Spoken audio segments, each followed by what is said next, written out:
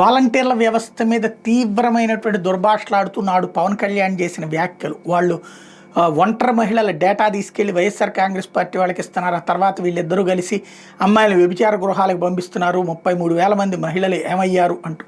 ఆ తర్వాత చూస్తే అసలు లెక్క 1,000-1,500 మందిది కూడా లేదు, అది కూడా ఎప్పటికప్పుడు బయటికి తీసుకొస్తున్నారు అన్నటువంటిది డీజీపీ చెప్పినటువంటిది చూసాం. ద్వారకా తిరుమలరావు గారు రిటైర్ అయ్యే ముందు చెప్పినటువంటి పాయింట్ కూడా. అయితే అప్పుడు చెప్పలేదు, ఆనాడు జరగలేదు. అవన్నీ పక్కన పెడితే ఇప్పుడు ఆ అంశానికి సంబంధించి వాలంటీర్ పెట్టినటువంటి కేసు కొత్త మలుపు తిరిగింది. దీంట్లో ఒకటి ప్రజాప్రతినిధుల కోర్టుకి తీసుకెళ్ళాలి అన్నటువంటి పిటిషన్ ఒకటి.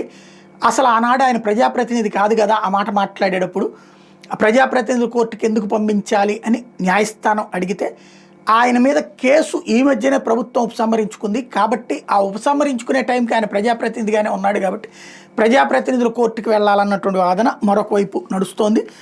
తాజాగా వైసీపీ ప్రభుత్వం గత ఏడాది ఫిబ్రవరిలో పవన్ కళ్యాణ్ మీద క్రిమినల్ కేసులు దాఖలు చేయడం, ఈ విషయంలో అఫిడవిట్లు ఇచ్చిన 5 వాలంటీర్లు తాజాగా అఫిడవిట్లు దాఖలు చేసి వైకాపా నేతలు తమ నుంచి సంతకాలు తీసుకుని కోర్టులో పిటిషన్ వేశారని చెప్పడం, పవన్ కళ్యాణ్ మీద ప్రాసిక్యూషన్ ఉపసంహరించుకునేందుకు అనుమతించాలని పబ్లిక్ ప్రాసిక్యూటర్ ఈ కారణంగా గుంటూరు కోర్టులో పిటిషన్ వేస్తే దాని మీద విచారణ జరిపిన అక్కడ జడ్జి గత ఏడాది నవంబర్ 18 ప్రాసిక్యూషన్ ఉపసంహరణకు ఉత్తర్వులు ఇచ్చారు.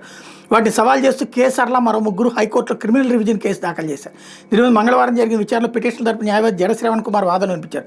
ప్రస్తుతం పవన్ కళ్యాణ్ ప్రజాప్రతినిధి కాబట్టి ఈ అంశాన్ని ప్రజాప్రతినిధులపై కేసులు విచారించే ప్రత్యేక కోర్టుకు బదిలీ చేయాలన్నారు. ఈ వాదన మీద న్యాయమూర్తి సందేహం వ్యక్తం చేశారు.